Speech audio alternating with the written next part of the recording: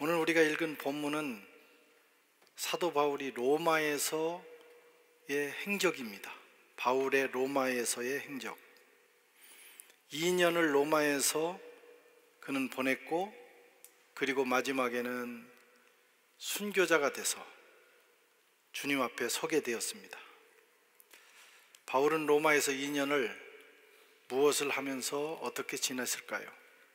첫째는 오늘 본문 23절 말씀처럼 그들이 날짜를 정하고 그가 유숙하는 집에 많이 오니 바울이 아침부터 저녁까지 강론하여. 바울은 아침부터 저녁까지 복음을 전했습니다. 이것은 그가 평소에 해오던 거예요. 그리고 마지막 순간까지 자신이 해오던 일을 계속했습니다. 마라톤으로 비유하자면 42.195km를 뛴 다음에 마지막 마라톤은 마지막에 스타디움으로 들어와서 거기를 몇 바퀴, 관중들이 열광하는 가운데 몇 바퀴 돌고 마지막 테이프를 끊게 됩니다. 아무리 잘 달려왔어도 거기 와서 방심하고 걸어가면 우승할 수 없어요. 오히려 거기에 도착하면서부터 사람들이 확 열광을 할 때 자기가 가지고 있는 모든 에너지를 거기에 쏟아부으면서 달려가야 합니다. 바울이 지금 로마에 있는 순간은 마라토너가 스타디움에 들어가 있는 것과 같습니다. 마라토너처럼 바울은 자신에게 주어진 그 마지막 순간을 최선을 다해서 사명을 감당하고 있는 것을 보게 됩니다. 우리가 흔히 하는 말 중에 나는 죽는 것이 아니라 나는 닳아 없어진다, 이런 말이 있어요. 자기 인생을 열정적으로 사는 사람들의 멘트입니다. 그냥 죽는 것은 억울하잖아요. 그런데 자기에게 주어진 인생을 최선을 다해서 모든 진액을 쏟다가 마지막을 맞이하는 사람은 정말 인생을 멋지게 사는 사람입니다. 사도 바울도 자신을 마지막 한 방울까지 전제로 하나님께 부어드린다고 그랬어요. 마지막 남은 2년을 이제까지 수고했으니까 지금부터는 좀 편히 쉬면서 노후를 보내다가 주님 앞에 가야 되겠다, 그렇게 하지 않고 아침부터 저녁까지 그는 복음을 전했습니다. 이것은 단순히 쉬는 단순히 그 시간 개념을 의미하는 게 아닙니다. 누가가 이 표현을 쓸 때는 그의 열정과 헌신을 표현한 것입니다. 바울은 구금 상태였지만 비교적 자유로웠어요. 사람들을 자유롭게 만날 수 있고 자유롭게 움직일 수도 있었습니다. 바울은 이런 기회를 복음 전하는 기회로 삼았어요. 바울은 평생을 그렇게 살았습니다. 예수 믿은 다음에 때를 얻든지 못 얻든지 기회만 있으면 그 순간을 복음 전하는 기회로 만들었어요. 빌립보 감옥에서 놀라운 기적을 통해서 그가 풀려나게 됩니다. 죽다가 사는 거 아니에요. 그 순간에도 그는 이제 죽다 살았으니까 좀 한숨 돌려야 되겠다, 그렇게 생각하지 않고 자기를 만난 간수와 그 가정을 향해서 복음을 선포했어요. 주 예수를 믿으라, 그리하면 너와 내 집이 구원을 얻으리라. 그 가족이 주님 앞으로 돌아왔습니다. 가이사랴 빌립보 감옥에 있을 때도 벨릭스와 페스도 총독에게 복음을 전했어요. 오히려 그는 감옥에 갇히게 된 이유가 그들에게 복음을 전하기 위해서 주님이 그곳으로 보내셨다고 믿었어요. 유라골라 광풍으로 파선에서 멜리데 섬에 도착했을 때는 원주민과 그리고 보블리오라고 하는 그 섬의 왕에게, 그 섬의 그 추장에게 복음을 전했습니다. 이것이 바울의 삶이에요. 그는 쭉 해오던 대로 마지막 순간도 그렇게 보내고 있는 것을 보게 됩니다. 여러분은 오늘 하루, 지난 일주일을 어떻게 보냈습니까? 그것이 우리 인생이 돼요. 그리고 지금 이 순간이 우리에게 주어진 마지막 순간이라면 여러분은 무엇을 하고 있겠습니까? 무엇을 하고 있을까? 평소에 하던 것을 하게 되는 거예요. 평소에 복음을 전하는 사람은 그 마지막 순간에도 복음을 전할 수 있어요. 그리고 바울은 그렇게 살았습니다.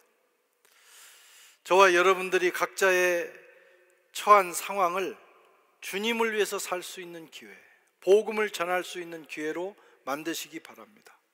그러다가 어느 날 우리가 마지막 순간이 됐을 때, 얼마 남지 않은 기간이 우리에게 주어졌을 때, 그때도 주님을 위해서 살다가 주님을 맞이한다면 그 마지막이 얼마나 영광스럽겠습니까? 바울은 복음을 전한 것뿐만 아닙니다. 자기가 세워놨던 교회들을 돌보는 일도 하셨어요. 옥에 갇혀 있는데, 지금 죄수의 몸으로 있는데 바울은 그때도 쉬지 않고 일하는 거예요. 자기가 세운 교회들을 향해서 편지를 썼습니다. 그걸 옥중서신이라고 해요. 감옥에서 썼다. 로마 감옥에서 썼다. 에베소서, 빌립보서, 데살로니, 골로새서, 빌레몬서, 이 네 권이 옥중서신이에요. 그래서 본인이 직접 가서 목회는 못하지만 자신이 세운 그 교회와 성도들이 신앙생활을 잘 할 수 있도록 편지로 일을 했어요. 뿐만 아니라 자기가 세운 두 제자 디모데와 디도를 위해서 교회를 맡기고, 그리고 목회자는 어떻게 살아야 되는가, 목회는 어떻게 해야 되는가 하는 부분을 마지막에 상세하게 기록해서 보냅니다. 그것을 목회서신이라고 해요. 특별히 목회자가 되기를 원하는 사람들, 목회자들에게 매우 중요한 성경이 되었습니다. 마지막 순간까지 주님과 주님의 나라를 위해서 열정을 쏟아붓고 있는 바울의 모습을 우리는 보게 됩니다. 어떤 사람들은 그동안 일도 많이 하고 나이도 먹었으니 이제 좀 쉬면서 자신만을 위해서 살라, 이렇게 권면하기도 합니다. 실제로 그런 얘기를 많이 들어요. 60 이후에는, 70 이후에는 그동안 열심히 살았으니까 이제 좀 이기적으로 살아라. 이제는 다른 사람들을 위해 살았다면 이제 너 자신을 위해 살아라 하는 조언들을 많이 하고, 또 유튜브에도 그런 멘트들이 많이 나옵니다. 틀린 말은 아닙니다. 그렇다고 반드시 따라야 될 말도 아니에요. 최선을 다해서 마지막 순간까지 자기 인생을 불태우는 것이 더 행복한 거예요. 특별히 주님께 부름을 받고 주님을 위해서 살았던 그리스도인들은 그날이 가까울수록, 영혼의 때가 가까울수록, 이 육신을 벗고 주님 앞에 서는 그날이 가까울수록 마라토너처럼 더 최선을 다해서 복음을 전하고 하나님 나라를 위해서 일하는 것이 더 좋습니다. 오늘 바울이 아침부터 저녁까지 그 일을 했던 것처럼 저와 여러분도 그렇게 살다가 마지막 순간에도 그런 모습으로 주님 앞에 서기를 주의 이름으로 축원합니다. 바울이 전한 복음은 하나님 나라와 예수였습니다. 23절에 보면 하나님의 나라를 증언하고 모세의 율법과 선지자의 말을 가지고 예수를 권하더라. 바울이 아침부터 저녁까지 부지런히 전한 복음은 하나님의 나라와 예수 그리스도였어요. 아마 바울은 예수 믿은 다음부터 죽는 순간까지 계속해서 이 두 주제를 가지고 일을 했습니다. 입을 열면 하나님 나라, 입을 열면 예수님을 전했어요. 아마 바울의 생애를 어디다 놓고 그 약탕기에 놓고 짜면 마지막 나오는 그 엑기스가 있다면 하나님의 나라와 예수 그리스도일 겁니다. 바울은 그것을 위해서 살았어요. 평생을 입만 열면 하나님 나라, 입만 열면 예수 그리스도를 전한 것입니다. 그것이 바울의 인생입니다. 여러분은 평생을 어떤 생각을 하며 어떤 말을 하며 어떤 행동을 하며 살았습니까? 여러분들의 인생을 약탕기에 놓고 쫙 짠다면 마지막에 뭐 나와? 뭐가 나올 것 같아요? 그 단어 2개, 3개가 여러분들의 인생입니다. 어느 날 우리 집사님 한 분이 저보고 그런 말씀을 하더라고요. 목사님이 지금 우리 교회 23년 동안 했던 설교를 한번 어떤 프로그램에 넣고 분석을 해보라는 거예요. 그러면 나도 모르는 사이에 내가 강조했던 핵심적인 주제가 있을 거라는 거예요. 그게 저의 사역이고 그게 우리 교회의 목회이기도 하다는 거예요. 굉장히 의미 있게 들었어요. 아직 제가 어디다 넣고 프로그램을 몰라서 아직 그걸 분석을 못했지만 설교를 준비하면서 오늘 아침에도 곰곰이 생각을 해봤어요. 주로 내가 사역을 하면서 살면서 사용했던 단어가 뭘까? 그 핵심적인 문장이 뭘까? 예수 그리스도는 우리의 구주시다. 또 선교에 대해서 많이 얘기했던 것 같아요. 특히 시간이 갈수록 성령, 그리고 종말론적 삶. 우리는 어느 순간에 하나님 앞에 선다 하는 이 종말론, 이런 몇 가지 키워드가 나오더라고요. 아마 분석을 해도, 기계에 넣고 해도 그런 단어가 한 1, 2, 3위로 꼽힐 것 같아요. 그게 저고, 그게 제가 감당했던 사역이고 또 우리 교회의 모습이기도 합니다. 우리가 하는 말이 중요해요. 우리 생각이 중요해요.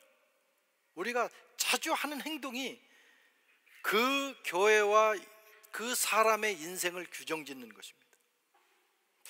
여러분들은 뭐가 나올 것 같아요? 각자 자기 인생을 한번 생각해 보세요. 내가 평소에 했던 자주 하는 말과 생각과 행동을 뽑아서 1, 2, 3위를 정한다면 어떤 단어가 남을까? 그게 내 인생이고 내 미래이기도 합니다. 사도 바울은 하나님의 나라의 일과 예수, 조금 더 구체적으로 말하자면 하나님의 통치와 그리고 예수 그리스도의 구원에 대해서 그는 말했습니다.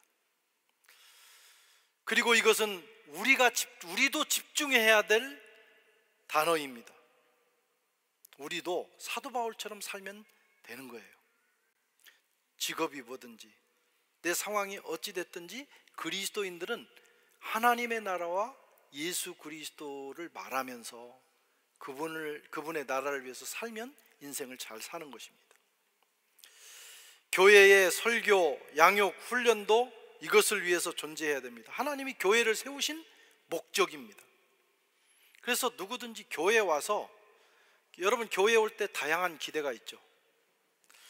그런데 그 여러 가지 기대가 있을지라도 교회에 와서 반드시 들어야 되는 이야기가 있어요.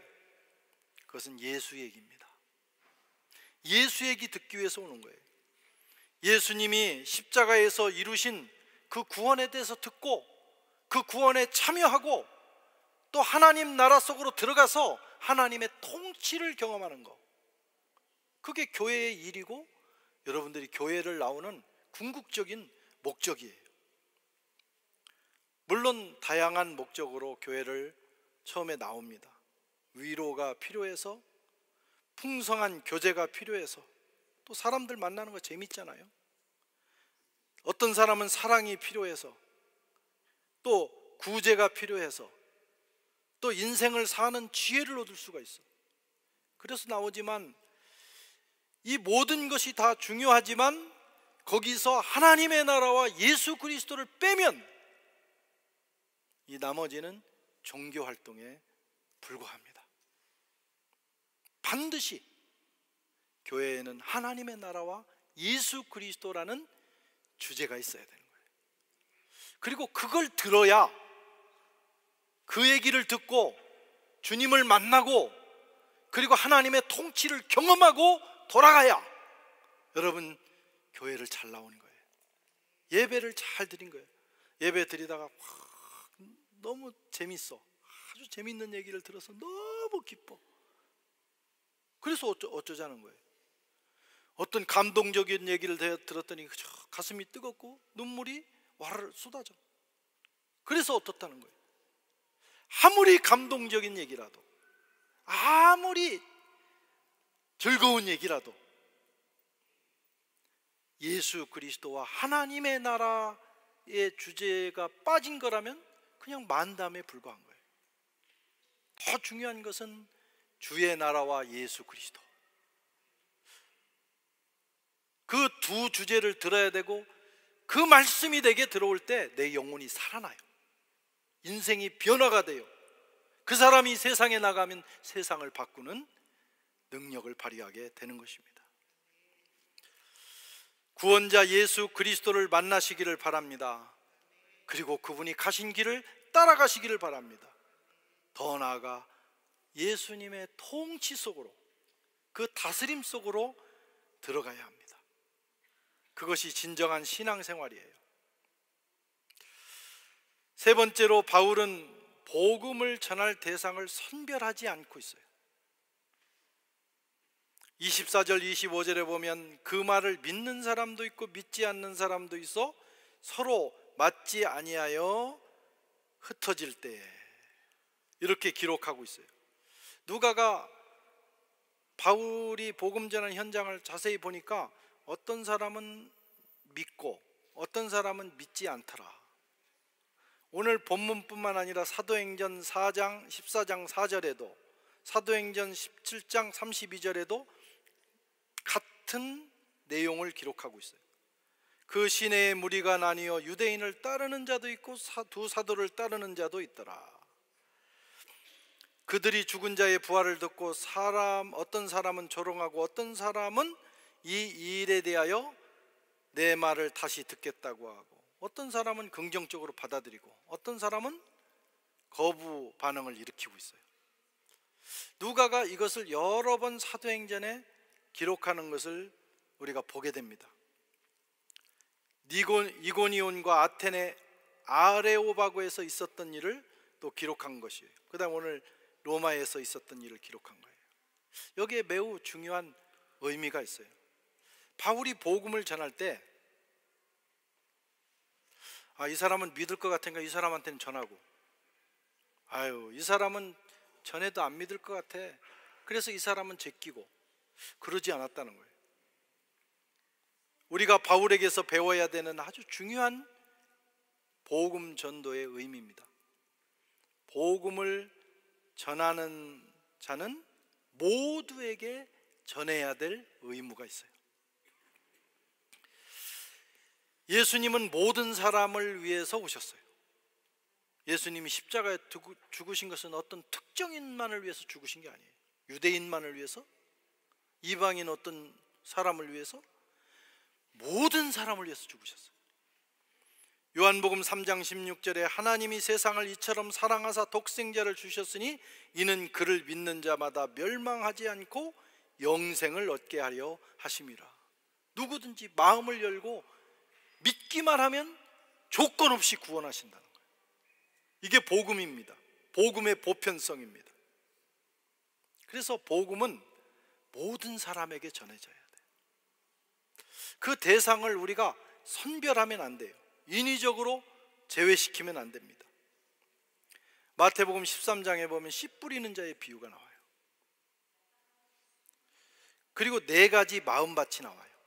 그래서 저는 이게 씨 뿌리는 자의 비유라는 제목을 달고 있지만 그 주제가 4종류의 마음밭이기 때문에 저는 마음밭의 비유다 이렇게 보통 설교를 했는데, 이 말씀을 자세히 보면 이 씨를 뿌리는 사람, 복음을 전하는 사람이 땅을 선별하지 않습니다. 아, 여기는 길가니까 여기는 안 해. 아, 여기는 돌, 여기는 가시떨기니까 여기 뿌려봐야 소용없어. 옥토니까 여기는 열매 30배, 60배, 100배를 맺어. 그래가지고 옥토에다만 뿌린 게 아니에요. 마태복음 13장을 보면 씨 뿌리는 자가 다 뿌렸어. 여기도 뿌리고 저기도 뿌렸는데 어떤 씨는 옥토에도 떨어지고 어떤 씨는 가시밭에, 어떤 씨는 돌밭에, 그리고 길가에 떨어졌어요. 씨 뿌리는 자, 복음을 전하는 자의 의무입니다. 대상을 가리지 말고 모두에게 복음을 전해라. 미국 풀러 신학교에 피터 와그너라고 하는 선교학자가 있었어요. 이분은 지금은 이제 돌아가셨는데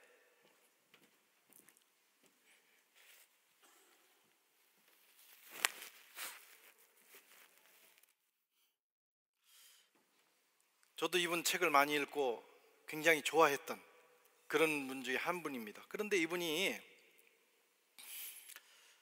이 본문 이런 이제 선교에 대해서 얘기를 하면서 우리가 효율적인 선교를 하기 위해서는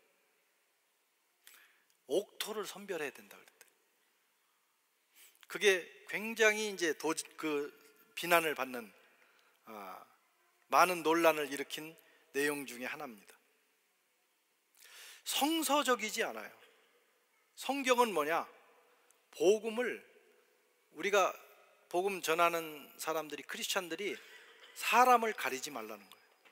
누구에게나 복음을 전해야 되고 악한 사람이든 아니든 마음이 강팍한 사람이든 열려있는 사람이든 모든 사람이 복음을 들을 수 있는 기회가 제공돼야 된다는 거예요. 바울이 지금 그렇게 하고 있는 거예요. 그 반증이 뭐냐면 그 중에 어떤 사람은 받아들이기도 하고 어떤 사람은 거부하기도 하더라. 거기까지 바울이 생각하고 전한 게 아니고 무조건 전한 거예요. 그것이 복음 전하는 자의 의무입니다. 저도 최근에 이 사실을 깨닫고 있어요. 저도 사실은 과거에는 조금 다른 생각을 했어요. 우리가 선교사들이 재정도 한계가 있고 또 선교사 한 개인으로 보면 인생이 한계가 있잖아요. 그러니까 가령 북아프리카 이런 지역에 가가지고 그 선교사님들 만나보면 이웃에게 복음도 못 전하고 평생을 거기서 사는데 어떤 사람은 한 명도 못 건졌대. 그런 걸 들을 때 그냥 저 생각에도 좀 이거 어리석은 거 아닌가. 그 에너지, 그 재정, 그 젊음이면 차라리 서부 아프리카 코트디부아르나 부르키나 파소나 이런 데 가서 사역을 하면 얼마나 많은 열매가 있을까. 사실 저도 그렇게 생각을 했어요. 가끔 그렇게 말하기도 했어요. 그러나 이건 사실 경제적 논리예요. 경제적 논리로는 그렇게 하는 건 비효율적이에요. 준비가 된 사람들에게만 복음을 전하면 효율적인 사역이 된다. 그러나 바울은 그렇지 않았어요. 모든 이에게. 우리가 그 대상을 선별할 권리가 없다 이거예요. 너희는 온 천하에 다니며 복음을 전파하라고 말씀하셨어요. 그래서 북아프리카에도 가야 되고 잘 준비된 곳에도 가야 되고 건드리기만 해도 믿고 돌아오는 데도 가야 되고, 우리가 이제 선교사가 아니더라도 여러분들도 복음을 전할 때 우리 주위 사람들한테 전할 때 저 인간은 안 믿을 것 같아. 그래서 미리 제끼잖아요. 특히 가족들. 아유, 우리 아버지는 안 믿으실 것 같아. 그래 가족도 제끼고. 그러지 말라는 거예요. 그분들이 믿고 안 믿고는 자신의 책임이고 그 다음에는 결과는 하나님의 역사예요. 우리는 때를 얻든지 못 얻든지 그 대상을 가리지 않고 복음을 전해야 합니다. 여러분, 결과의 책임을 하나님은 묻지 않습니다. 너 왜 복음 전했는데 왜 전도를 도대체 어떻게 해서 그 사람이 안 믿냐? 하나님 그건 안 따지신다는 거예요. 따지는 거 한 가지가 있습니다. 전했냐 안 전했냐. 그 사람한테 그 기회를 줬냐 안 줬냐. 그건 하나님이 물으신다는 거예요. 결과는 그 사람이 책임지는 거예요. 들은 사람이 내가 그걸 거부할 것인가 받아들일 것인가. 복음 듣는 자의 책임입니다. 전도자는 기도할 뿐이에요. 결과에 대해서 고민하지 마세요. 복음 전했는데 안 믿었다고 해서 실족할 필요도 없어요. 그건 성령의 역사고 성령이 거둬들이는 것이고 들은 사람의 상태입니다. 우리는 그저 기회가 닿는 대로 모든 사람에게 복음을 전해야 돼. 그래서 받아들인 사람은 구원과 영생을 얻고 하나님의 나라에 참여하게 됩니다. 그러나 안 받아들이면 그건 어쩔 수 없어요. 심판을 받게 되는 것입니다. 바울이 마지막에 보여준 모습을 다시 한번 마음에 그려보시기 바랍니다. 그는 옥중에 있는 그 마지막 자기 인생의 2년 동안 아침부터 저녁까지 하나님 나라와 예수 그리스도를 전하는 일에 최선을 다했습니다. 그리고 사람을 가리지 않고 모든 사람에게 복음을 전했습니다. 우리도 바울처럼 우리가 살아가는 날 동안 입으로 행동으로 우리 삶을 통해서 그의 나라와 예수 그리스도를 증거하고 또 모든 사람들에게 내가 만나는 내 주위 사람들이 한 번, 최소한 한 번이라도 예수님에 대해서 들을 수 있도록 입을 열어서 증거하게 되는 저와 여러분 되시기를 축원합니다.